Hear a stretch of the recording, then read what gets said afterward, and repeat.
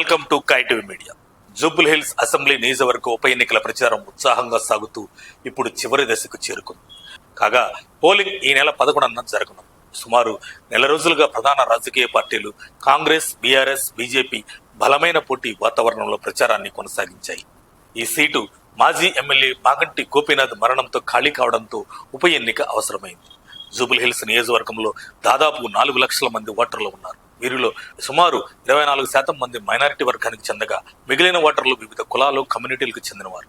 ఎన్నికల్లో విజయం సాధించేందుకు సుమారు 1 లక్ష ఓట్లు కీలకమని రాజకీయ విశ్లేషకులు అంచనా వేస్తున్నారు. గత ఎన్నికల్లో ఇక్కడ 50% కన్నా తక్కువ ఓటింగ్ నమోదవగా ఈసారి 2 లక్షల మంది పోలింగ్ చేసే అవకాశం ఉందని అంచనాలు వ్యక్తమవుతున్నాయి. కాంగ్రెస్ అభ్యర్థి వి నవీన్ యాదవ్ కు ఎంఐఎం మద్దతు లభించింది. పార్టీ అధ్యక్షుడు అసదుద్దీన్ ఓవైసీ, ఎమ్మెల్యే అక్బరుద్దీన్ ఓవైసీలు ప్రచారంలో పాల్గొంటూ ముస్లిం ఓట్లను ఆకర్షించే ప్రయత్నం చేస్తున్నారు. బీఆర్ఎస్ అభ్యర్థి మాగంటి సునీతకు పార్టీ వర్కింగ్ ప్రెసిడెంట్ కేటీఆర్ సహా పలువురు నేతలు మద్దతుగా ప్రచారం చేస్తున్నారు. మైనారిటీ ఓట్లు ఫలితాన్ని ప్రభావితం చేయగలవని భావించి 3 పార్టీలు ఇక్కడ వర్గంపై దృష్టి పెట్టాయి. బీఆర్ఎస్ ప్రచారం అత్యంత ముందుగా ప్రారంభించి రోడ్ షోలు, కార్నర్ మీటింగులు నిర్వహించింది. సీఎం రేవంత్ రెడ్డి స్వయంగా రోడ్ షోలు చేపట్టి కాంగ్రెస్ ప్రచారాన్ని బలోపేతం చేశారు. ఈ చివరి రోజుల్లో బీఆర్ఎస్ బైక్ ర్యాలీలపై దృష్టి సారించింది. నేడు కేటీఆర్ షేక్పేట్ నుంచి బోరబండు వరకు బైక్ ర్యాలీ నిర్వహించి ఓటర్లతో ప్రత్యక్షంగా కలవనున్నారు. ఇదే సమయంలో బీజేపీ చీఫ్ రామచంద్రరావు ఎర్రగడ్డలో బ్రేక్ఫాస్ట్ మీట్ నిర్వహించారు. మీన్ వైల్ మంత్రి పొన్నం ప్రభాకర్ బీఆర్ఎస్, బీజేపీ మధ్య రహస్య ఒప్పందం ఉందని ఆరోపించారు.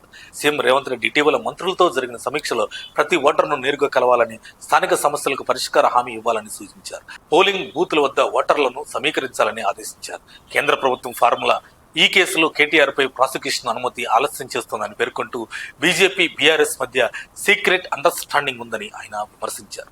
సమగ్రంగా జూబుల్ హిల్స్ ఉప ఎన్నికల ప్రచారం ముగింపు దశకు చేరుకుంది. ప్రధాన పార్టీలు తుది ఓట్ల కోసం తమ సర్వశక్తుల్ని వినియోగిస్తున్నాయి. మరిన్ని అప్డేట్స్ కోసం మా కాయ్ టీవీని సబ్స్క్రైబ్ చేసుకోండి.